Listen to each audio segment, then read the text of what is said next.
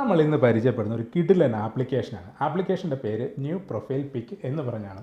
എന്താണ് ഇതിൻ്റെ പ്രയോജനം എന്ന് വെച്ച് കഴിഞ്ഞാൽ, നമ്മളുടെ കയ്യിലുള്ള ഫോട്ടോസ് വളരെ മനോഹരമായ ഒരു പെയിൻറ്റിംഗ് രൂപത്തിലേക്ക് ഇത് മാറ്റിത്തരും.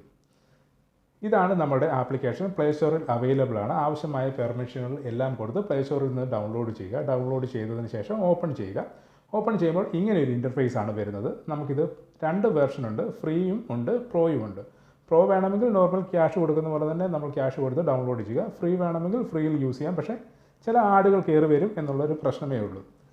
അതിൽ ചോയ്സ് ഫോട്ടോ എന്ന് പറഞ്ഞൊരു ഓപ്ഷൻ ഉണ്ട്. നമ്മൾ അതൊന്ന് സെലക്ട് ചെയ്യുക. അത് സെലക്ട് ചെയ്യുമ്പോൾ നമ്മുടെ ഗാലറിയിലേക്ക് പോകാനുള്ള പെർമിഷൻ ചോദിക്കും. അതെല്ലാം ഓക്കെ കൊടുക്കുക. അതിനുശേഷം നമ്മുടെ ഗാലറിയിൽ നിന്ന് ഏത് ഫോട്ടോയാണ് നമുക്ക് എഡിറ്റ് ചെയ്യേണ്ടത് ആ ഫോട്ടോ ഒന്ന് സെലക്ട് ചെയ്യുക. സെലക്ട് ചെയ്യുമ്പോൾ 2-3 സെക്കൻഡ് വെയിറ്റ് ചെയ്യുക.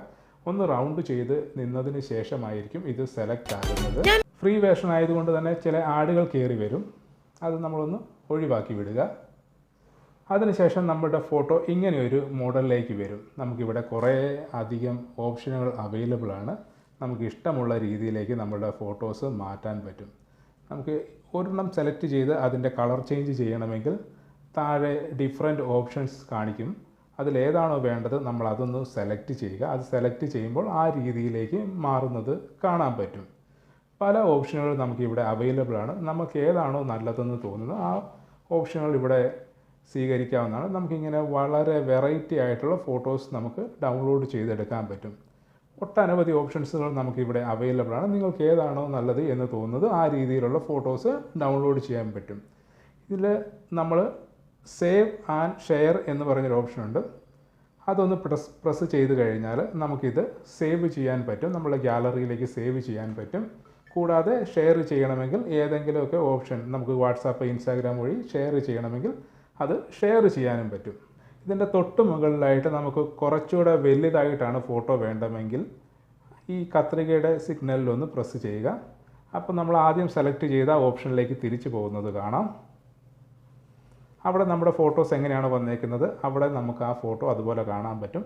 ഇപ്പോൾ നോർമലി സെലക്ട് ആയിരിക്കുന്ന അത്രയും ഭാഗം നമുക്കിവിടെ കാണാം. ഇനി നമുക്ക് അത്രയും വേണ്ട എങ്കിൽ, അല്ലെങ്കിൽ നമുക്ക് കുറച്ച് കൂടുതലാണ് വേണ്ടതെങ്കിൽ നമുക്കിവിടെ ഇത് സെലക്ട് ചെയ്യുക.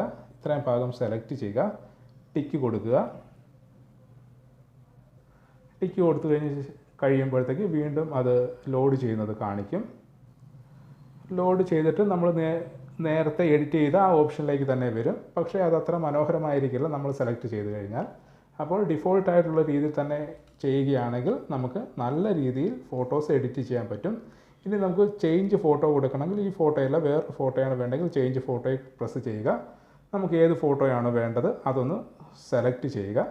സെലക്ട് ചെയ്ത് കഴിയുമ്പോൾ വീണ്ടും ഇത് റൗണ്ട് ചെയ്ത് വരുന്നത് കാണാം. അതുവരെ ഒന്ന് വെയിറ്റ് ചെയ്യുക. അപ്പോൾ അടുത്ത ഫോട്ടോ ഇവിടെ വന്നിരിക്കുന്നത് കാണാം. നമുക്കതും ഇഷ്ടമുള്ള രീതിയിലേക്ക് ചേഞ്ച് ചെയ്ത് മാറ്റാവുന്നതാണ്. ഈ വീഡിയോ നിങ്ങൾക്ക് ഇഷ്ടമായെങ്കിൽ നമ്മുടെ ചാനൽ ഒന്ന് ലൈക്ക് ചെയ്യുക, ഷെയർ ചെയ്യുക, സബ്സ്ക്രൈബ് ചെയ്യുക.